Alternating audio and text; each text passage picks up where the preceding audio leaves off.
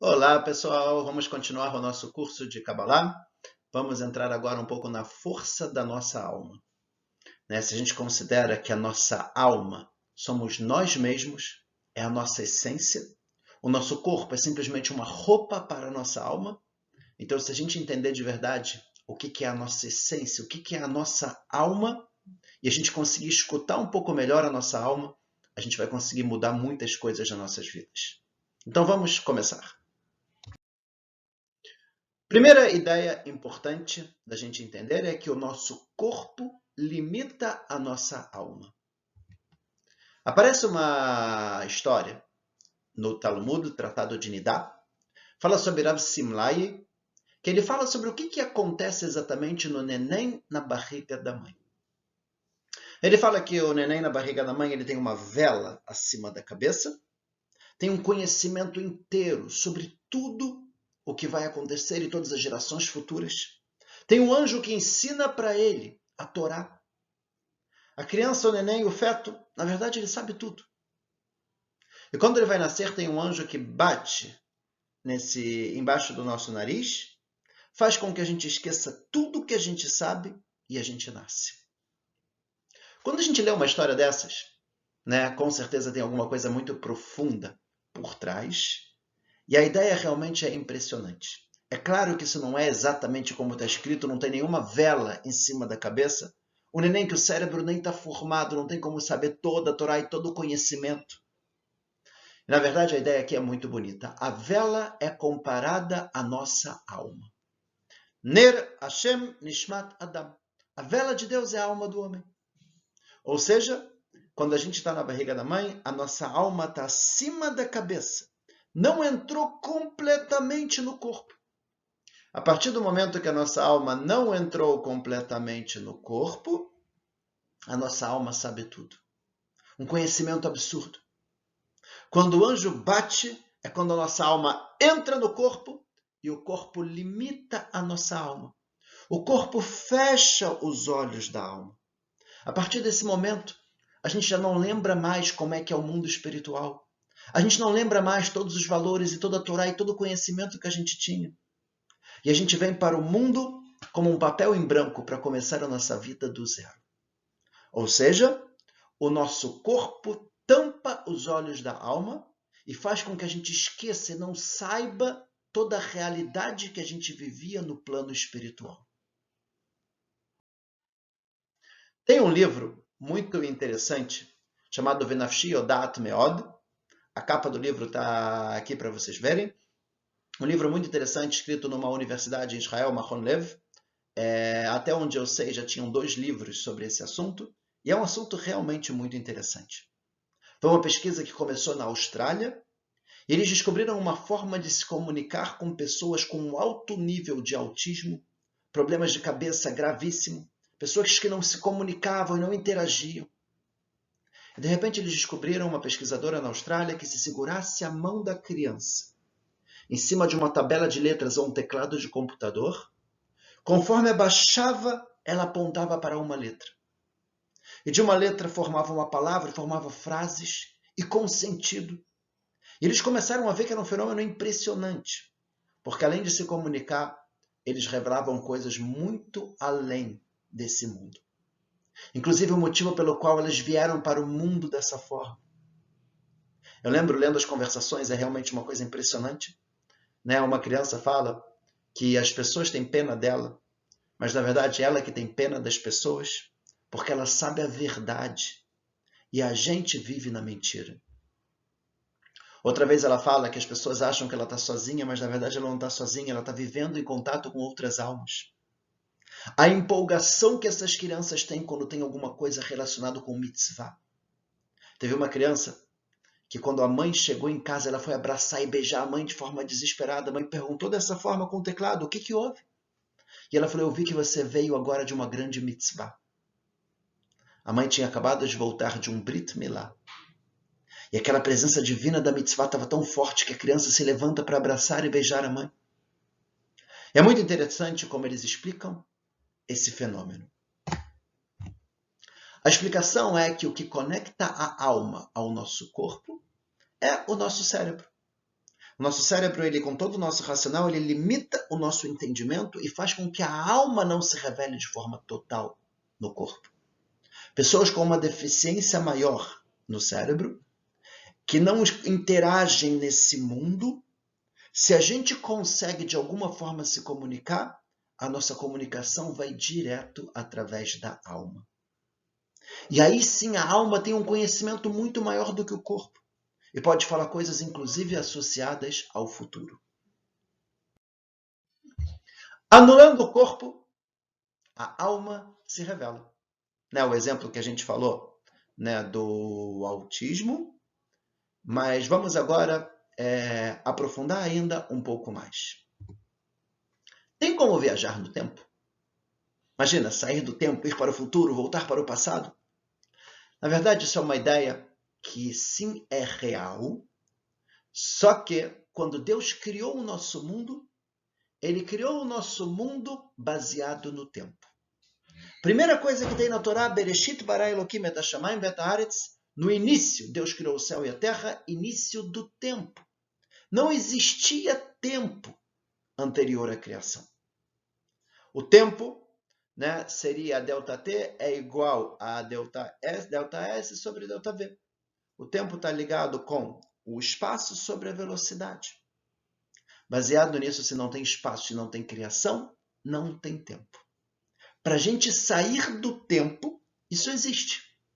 Mas para isso a gente precisa sair do limite da matéria, sair do físico. E é isso que realmente acontece. Exemplos para a gente ir para o futuro poderia ser através de uma profecia ou através de sonhos, onde a gente sai de si. O profeta entrava numa espécie de transe e recebeu uma mensagem muito forte de Deus. O sonho, a gente está dormindo e às vezes a gente consegue ver coisas do futuro. Voltar para o passado seria possível através da regressão, da hipnose. A gente consegue voltar a situações do passado, às vezes até situações que a gente já até tinha esquecido e a gente se relembra. E através da tchuvá, pela Kabbalah, quando a gente se arrepende de alguma coisa errada que a gente fez, espiritualmente falando, a gente consegue voltar no tempo e consertar. Materialmente falando, a gente fez e não tem como voltar atrás. Espiritualmente falando, a gente se limpa. De qualquer forma, voltar para o passado ou ir para o futuro, a gente teria que sair do limite físico do nosso corpo. Outra ideia que anula o corpo e a alma se revela são quando a gente passa por momentos de aperto e dificuldade, às vezes num acidente, às vezes num assalto, às vezes quando a pessoa está num estado complicado, doente. Nesse momento, quando a pessoa entende que o corpo se limita, é o momento que a alma começa a se revelar. A pessoa pode dizer que ela não acredita em Deus a vida inteira, mas quando chega no momento realmente de desespero, essa pessoa começa a rezar.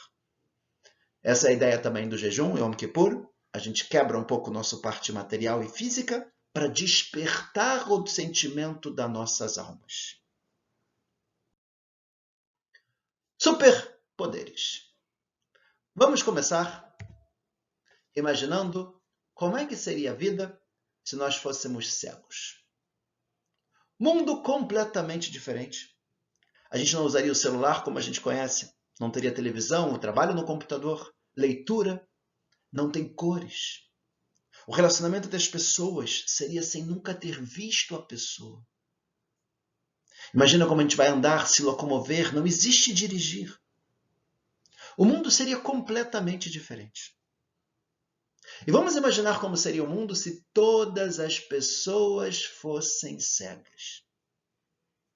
Dá para imaginar? E vamos imaginar se de repente aparece uma pessoa e comprova e mostra para todos que ele consegue saber o que acontece à distância. Ele consegue enxergar.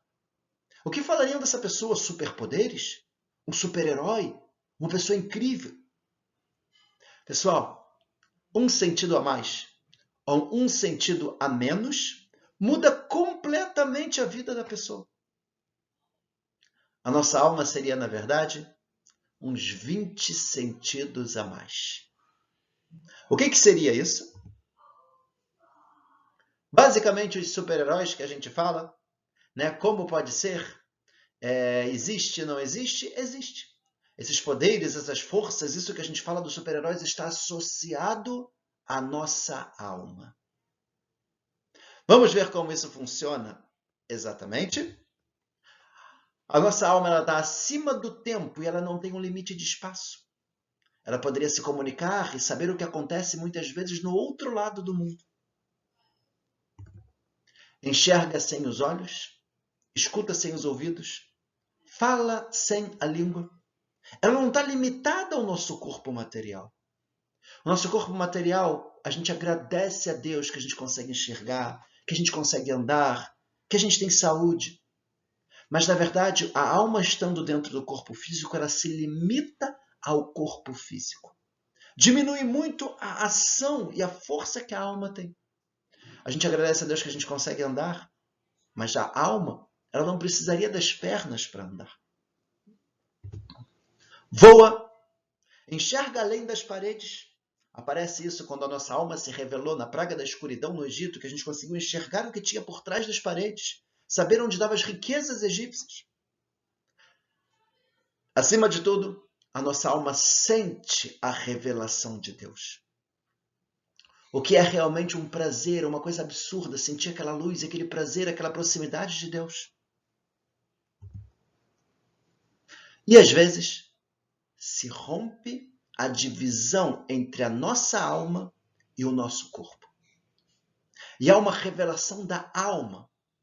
Isso acontece com grandes tzadikim, pessoas muito elevadas. Às vezes a alma está tão revelada, tão forte junto com eles, que às vezes eles têm uma revelação da alma. E entendem coisas espirituais. E sabem coisas que a gente muitas vezes nem imagina como eles sabem. Através de uma revelação da alma. E a verdade é que a alma ela sempre tenta se comunicar conosco. Mas muitas vezes sem clareza. No livro Gufun Shama, ele fala que tem vozes celestiais que são escutadas pelas nossas almas e transmitem pensamentos aos nossos corações. A pergunta é que pensamentos são esses? A gente já vai a ver. E o Tzidkat Tzadik ele fala, Rabbi Tzadok Cohen Milublin, um grande Rebbe, ele fala que Hashem, ele chama o homem diariamente, trazendo pensamentos positivos ao seu coração. Mas as pessoas que estão afundadas no materialismo do nosso mundo não conseguem escutar. Como é que é essa voz da alma? O que a gente escuta exatamente? Qual é o sentimento que a alma traz para a gente? Vamos ver. O corpo não vê, mas a alma sente. Isso aparece no Talmud, Tratado de Megillah. Vem o famoso Daniel na cova dos leões, ele fala, e vi eu, Daniel, somente a visão, e os homens que estavam comigo não viram, mas ficaram com um grande medo. Vem o Talmud e pergunta se eles não viram por que eles ficaram com medo. Mesmo que eles não viram, a alma deles viu. A alma sentiu alguma coisa e trouxe um sentimento interno sem eles verem nada. Vem também o Rabbi Tzadok Cohen Milublin e ele fala, quando recai um medo repentino sobre a pessoa, deve-se imediatamente pedir piedade de Deus, pois há um julgamento nos céus e devemos adocicá-lo antes que ele venha para o mundo material. Ou seja, bater um medo muito grande, pode ser que está tendo um julgamento no plano espiritual e pode vir a acontecer alguma coisa ruim. Nesse momento a gente reza. No livro Gufun Shama ele fala que esse aviso da alma pode ser relacionado também a coisas materiais. Por exemplo, se entra alguma pessoa, um ladrão, na casa de alguém, pode ser que do nada, de repente, bate um certo medo interno no coração. E às vezes pode estar associado também a coisas espirituais negativas, né? Ou inclusive no Talmud fala que uma das coisas que a pessoa deve fazer quando bater um medo repentino é falar o Shema Israel, porque se tiver alguma coisa negativa naquele momento espiritual, que aquilo vai embora. Ou seja, são coisas que a nossa alma sente. A nossa alma pode sentir quando tem um julgamento em cima no plano espiritual. Nossa alma pode sentir quando tem alguma coisa espiritual negativa junto conosco. E a nossa alma pode sentir também quando tem alguma coisa ruim prestes a acontecer. Rezar, pedir para Deus que tenha piedade e bondade conosco, falar o Shema Israel e também se cuidar materialmente. Kiddush Hashem, esse é um dos momentos que a alma se revela no corpo. Quando a alma se revela no corpo, a gente chega num nível tão, mas tão elevado, que poderia ser, até como a gente falou na aula passada, como Moshe. Quando a alma se revela no corpo, ele não precisava nem comer e nem beber. Estava no plano espiritual, subiu 40 dias e 40 noites no Monte Sinai. O Maharam Mirotenburg, ele fala que isso poderia acontecer com qualquer um, num momento onde a pessoa entrega a alma para Deus. Como ele coloca? As pessoas que morrem se entregando a Hashem por Kiddush Hashem, são casos que a pessoa dá a vida pela unicidade de Deus, como aconteceu, por exemplo, na Inquisição, onde os judeus muitas vezes morriam queimados para não ir contra a fé num Deus único e na nossa Torá. Aconteceu isso muito também com os romanos. E nesse momento o que acontece? A pessoa não sente dor. Ele está completamente ligado com a alma e a alma está completamente conectada com Deus nesse momento. Aparece inclusive no Talmud a história de Rabi Akiva, que os romanos mataram ele de uma forma muito pesada, com dentes de ferro que arrancavam a pele. E ele começou a falar o Shema Israel. Os alunos perguntaram, por que até agora você fala o Shema Israel? E ele respondeu, eu fiquei a minha vida inteira esperando para um momento que eu pudesse cumprir o que está escrito de amar a Deus com toda a minha alma. E ele continua, Shema Israel, Hashem Elokeinu, Hashem Echad. E quando ele fala o Echad, ele morre. Ele conversando, ele explicando para os alunos o porquê ele estava fazendo o Shema Israel. Não aparece nenhum grito de dor. E quando a pessoa se entrega completamente para Deus numa situação como essas, a alma se revela no corpo e a pessoa não sente dor. E agora vamos para as formas de comunicação. Isso é muito, muito importante para a gente. Uma das formas da alma se conectar conosco, lembrando que não é com clareza. Se a alma falar claramente o que ela quer, a gente perde o livre-arbítrio. E esse não é o nosso objetivo no mundo. O objetivo no mundo é sim ter o livre-arbítrio, mas a alma traz sentimentos no nosso coração. Quais são esses sentimentos? O primeiro sentimento, muitas vezes, é uma depressão, uma tristeza. Quando a alma não consegue se preencher espiritualmente, a pessoa fica, às vezes, com um vazio interno muito grande. Ela fica com uma tristeza, com uma falta de objetivo no mundo. É claro que, muitas vezes, a forma de tratar a depressão é sempre buscando médicos e, às vezes, medicamentos e tal, mas isso poderia ser também um sintoma da alma, mostrando que está faltando um sentido a mais para a vida. Pergunta interessante, por que o povo judeu tem tantos prêmios Nobel? Será que a gente é mais inteligente do que os outros? Não. Mas a nossa alma tem uma necessidade maior de se completar. São 613 mitzvot. E quando a gente não se completa, e a gente não vai atrás do nosso espiritual, da nossa alma, fica um vazio muito grande que a gente precisa preencher. Mas preencher com o quê? A alma não consegue mostrar isso para a gente com clareza. E por isso muitas pessoas tentam preencher a alma através do material, através do trabalho, através do estudo, através da dedicação, chegando a coisas impressionantes e prêmio Nobel e descobertas e coisas incríveis. Mas ainda assim a alma não se preencheu, porque o vazio interno estava ligado com o espiritual. Esse é o motivo também de uma ganância muito grande. A gente querer cada vez mais e mais e mais e mais, tanto em relação ao dinheiro, quanto em relação ao trabalho. Qual que é a ideia? A alma quer porque quer se preencher cada vez mais. Uma ganância espiritual. Buscando um crescimento, uma evolução espiritual. Só que quando chega no mundo material, a gente acaba confundindo isso com o crescimento material. e acaba se dedicando demais ao dinheiro e ao trabalho, enquanto que, na verdade, a busca da alma era para ser um crescimento espiritual. Assim também o motivo de israelenses muitas vezes serem grossos. Em Israel, com a santidade da terra, esse vazio se potencializa muito mais, a necessidade da gente se preencher. E vai muitas vezes o israelense e quer fazer tudo ao mesmo tempo. Entra muitas vezes no estresse, numa grosseria. Mas tudo veio de um vazio da alma que quer se preencher com o espiritual. Muitas vezes o retorno para a nossa terra, a gente sente um pouco isso da alma. Muitas pessoas indo para Israel e você pergunta por quê? E a pessoa não sabe responder. Um idealismo interno, uma vontade, uma emoção quando a gente chega na nossa terra, que está associado à nossa alma e que a gente não consegue entender ou explicar isso racionalmente.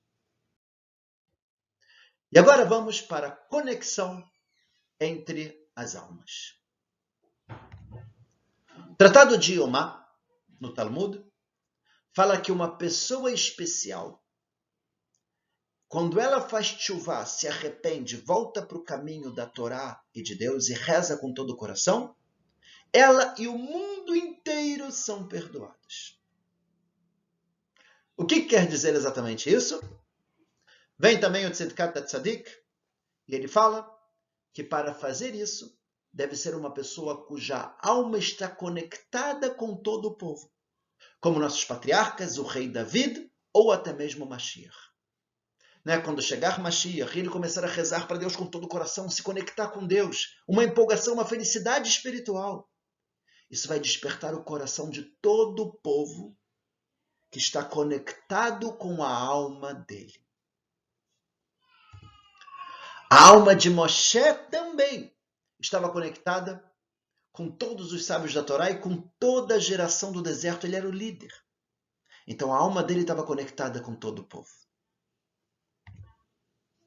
Outras pessoas podem afetar somente as pessoas que estão conectadas com as suas almas. Ou seja, eu posso afetar a alma de todos os meus familiares, de todos os meus amigos, de todas as pessoas que estão próximas a mim.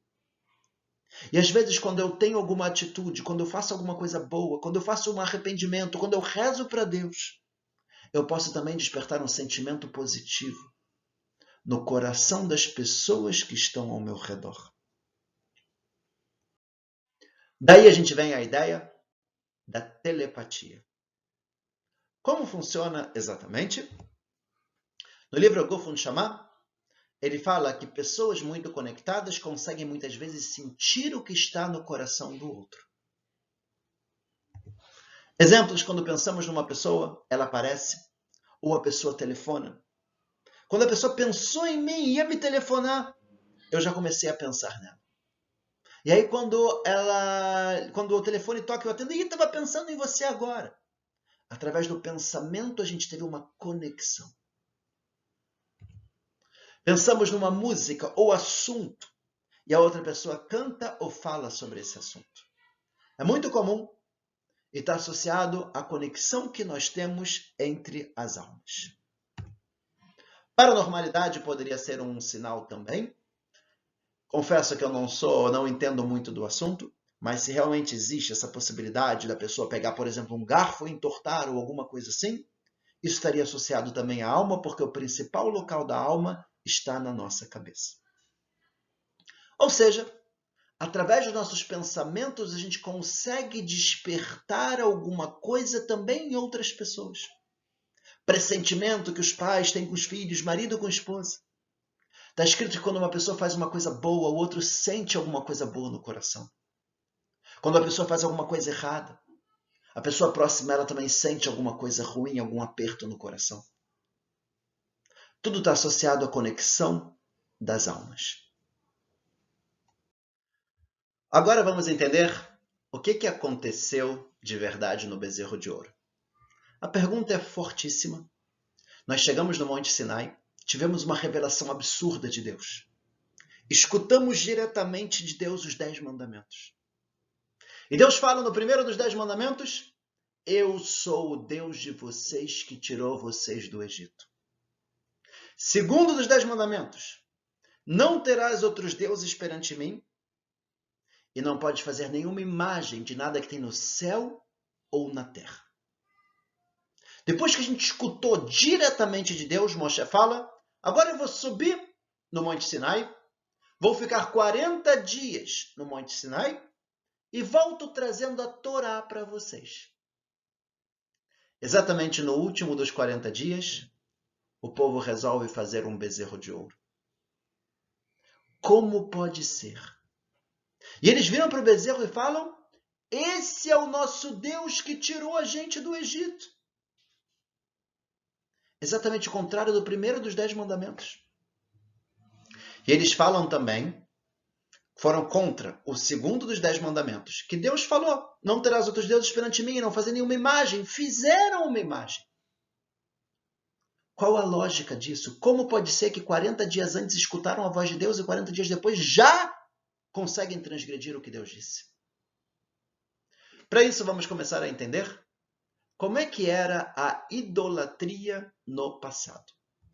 Não é à toa que a Torá inúmeras vezes fala sobre a proibição de idolatria. Não é como era hoje. As pessoas tinham no coração uma vontade muito forte de se conectar com o espiritual. Aparece no Talmud um grande sábio chamado Ravashi. Foi o sábio que escreveu o Talmud.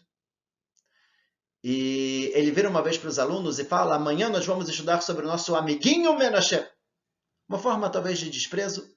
Menashe era um rei do povo judeu que fez muita idolatria.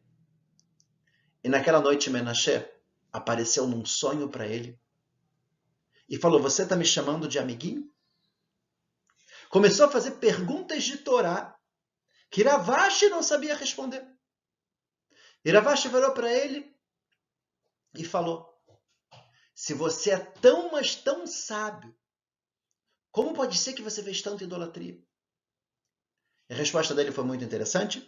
Se você estivesse na minha geração, você iria levantar a sua túnica e correr para fazer idolatria. Você não tem ideia da vontade, do desejo que tinha nos nossos corações. E realmente aparece no Talmud que na época do segundo templo, há 2000 anos atrás, o povo começou a fazer muita idolatria. E nossos sábios começaram a rezar e pediram para Deus para tirar essa vontade dos nossos corações. E realmente aconteceu. Saiu um leão de fogo do Kodesh HaKodashim, do lugar mais santo do templo. Acabou a vontade de fazer idolatria, mas ao mesmo tempo acabou também a profecia.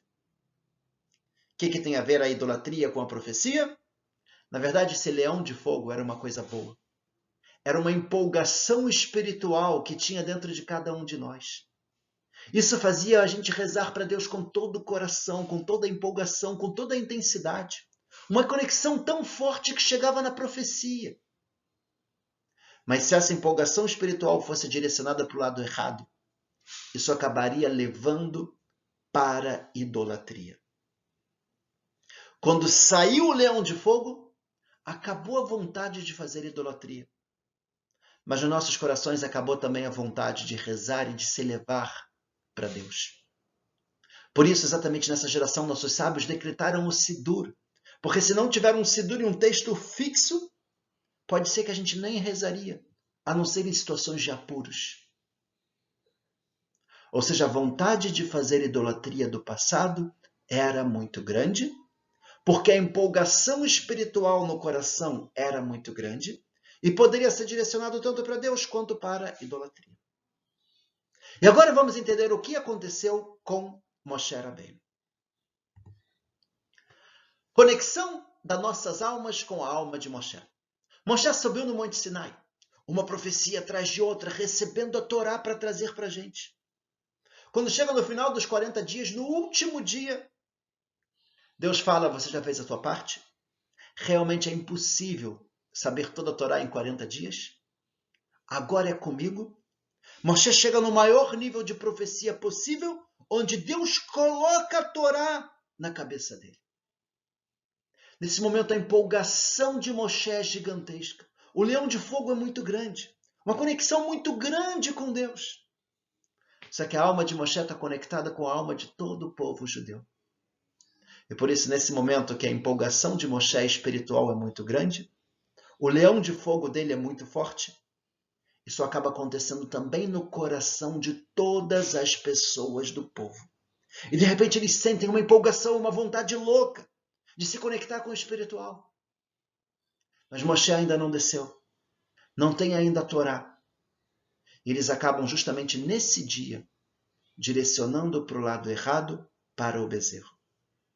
Se fosse um dia antes, eles nunca fariam o bezerro de ouro. Se fosse um dia depois, eles nunca fariam o bezerro de ouro.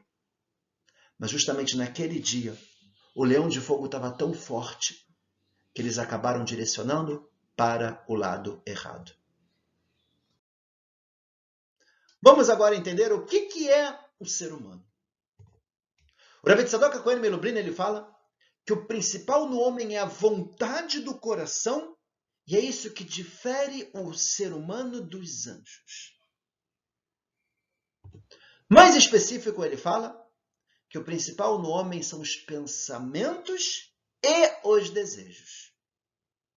Quando seus pensamentos e vontades estão direcionados para o lado errado, esta é uma pessoa ruim, pois o corpo é somente a carne. Muito forte o que ele coloca. Ele fala, nós somos nossos pensamentos, nossas vontades, e a gente tem que pensar, será que eu sou uma pessoa boa? Quais são os meus pensamentos e quais são as minhas vontades? O que eu penso, o que eu quero o dia todo? Baseado nisso, eu vou conseguir entender quem sou eu. Ele fala que o homem está onde seus pensamentos estão, pois o principal do homem é a alma, e como a gente falou, a alma está principalmente no nosso racional. Ou seja, onde meus pensamentos estão, é onde eu estou. A vontade. Também ele fala que a vontade tem a força de agir no que a pessoa deseja. Se não houver algo que o impeça pela justiça divina. Ou seja, quanto mais vontade a gente tem de fazer alguma coisa, maior é a probabilidade que a gente consiga fazer aquela coisa, se não for contra a justiça divina. Por isso, está escrito que no caminho que a pessoa quer seguir, o levam. Assim está escrito no tratado de Holin, no Talmud. Ou seja, se eu quero ir nesse caminho, eu tenho muita vontade, muitas vezes Deus inclusive me ajuda a ir nesse caminho. Abre as portas para que eu possa ir nesse caminho. Numa disputa entre duas pessoas, vence quem tiver a maior vontade. Se não houver algo que a impeça pela justiça divina. Interessante, né? Se a gente tiver, por exemplo, um jogo, uma disputa, alguma coisa entre duas pessoas, quem tiver mais vontade, vence. A não ser que tenha algum empecilho pela justiça de Deus. No caminho que a pessoa quer ir, levam ela. Também o Rabbi Tzadok HaKohen Melubrina, ele fala que no caminho que a pessoa quer seguir, a levam. Assim, sucesso ou mesmo uma ajuda divina não quer dizer que a pessoa está no caminho correto. Se eu quero muito alguma coisa, pode ser que esse caminho vai se abrir para mim. Mas isso não quer dizer que esse é o correto. Um exemplo disso seria Eliyahu Hanavi. Eliyahu Hanavi queria muito que não tivesse chuva para que o povo voltasse para o caminho de Deus. Está escrito que Deus não queria tirar a chuva. Mas se essa era a vontade de Eliyahu Hanavi, vamos em frente. Sucesso não quer dizer que a gente está no caminho correto. E agora, para a gente finalizar, será que estamos escutando o chamar de nossas almas? Será que quando a gente sente aquele vazio interno, ou talvez uma certa depressão, ou talvez uma vontade de querer mais e mais e mais, será que a gente está direcionando para a forma correta? Será que a gente está conseguindo escutar de verdade o que a minha alma está dizendo? Onde estão nossos pensamentos e vontades? Quem sou eu? Será que eu penso em coisas boas? Será que minhas vontades são coisas boas? Ou será que meus pensamentos e vontades estão todos direcionados a coisas materiais e baixas? Estamos mais preocupados com o nosso lado material ou espiritual? Se nós somos de verdade a nossa alma, e a nossa alma o tempo todo ela quer falar com a gente, será que a gente está tentando escutar ela? Está escrito uma coisa incrível, que na verdade quando a gente faz uma coisa boa, a nossa alma está morrendo, pulando de alegria. E quando a gente faz uma coisa ruim, a nossa alma está sentindo uma dor muito grande. E às vezes a gente faz alguma coisa ruim, errada, que o nosso corpo está tendo sim um prazer aqui embaixo, mas a nossa alma está sofrendo. E a nossa alma quer para sempre. Vale a pena a gente tentar escutar um pouco mais a nossa alma e tentar focar um pouco mais nos nossos valores espirituais, que são os verdadeiros valores da nossa alma.